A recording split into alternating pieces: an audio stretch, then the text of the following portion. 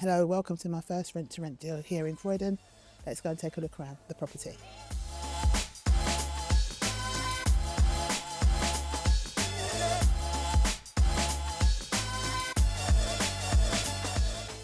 My name is Sandra Guthrie Blake. I'm from London, Croydon, London. So this is a direct agent property.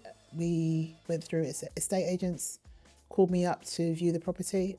I had already given them my kind of criteria for the types of property I wanted and told them that I was doing company lets. I saw this property on the first occasion. The landlords were here. They were in the middle of refurbishing it or just finishing it off. We came for a second viewing. It was on the second viewing that we decided that we liked it. Again, when we done the third visit, the landlord was here and we were able to walk through the property and tell them what our concerns was and what needed to be corrected. The landlords were very accommodating, happy to do all the remedial work that we wanted. The viewing overran and the agent had to go for another viewing that he had with another client. Between us, we collectively came to the decision, let's just work directly with each other rather than via the agent. So the landlord withdrew the property from the agent, came back to us, and then we moved forward and we sealed the deal. Just going to take a quick tour through the property. So on the ground floor, we have the living room, first bedroom, dining room and kitchen. So we're going to go into the living room. Okay, so this is the living room. In here we have a two-seater and a three-seater, which is a sofa bed. The property was primarily decorated already. The landlords had already done the white paint throughout.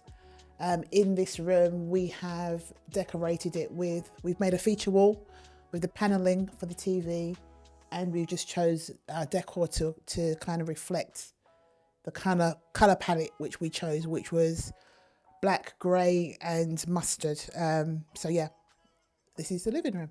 So I'm trying to target corporate professionals, contractors primarily. If we have a family that wants to make a booking, obviously we'll take the booking, but they are my avatar because of the fact that the property is a 5-bedroom, 5 all-en-suite. We're looking to earn, or we should be able to earn once it picks up, about £5,000 a month. The monthly rent is 3,900. Collectively, with the council tax, I say my outlay at the moment is about 500. Potentially it'll go up a bit more, but not a lot more.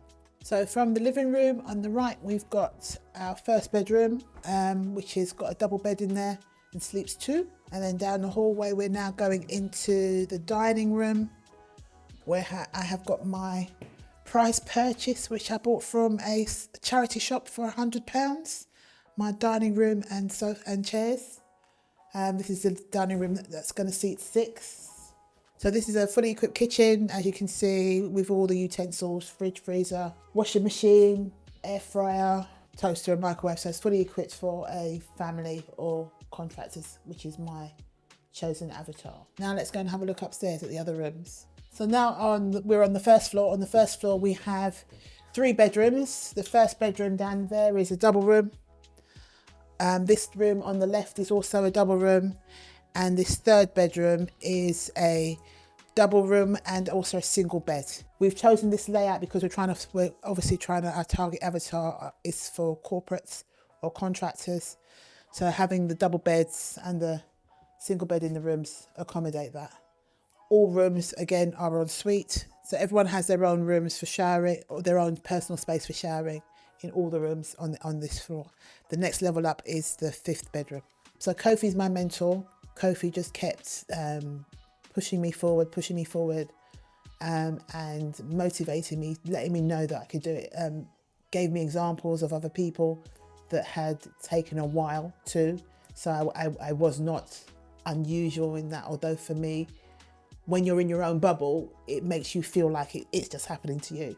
So when we would have the weekly sessions on the video where we have everybody on the Zoom, and it seemed like everybody else was progressing, sometimes it would make me feel disheartened. So I would always be referred to go and read the mindfulness mindset onboard training, online training that we have. You can contact us and ask any questions.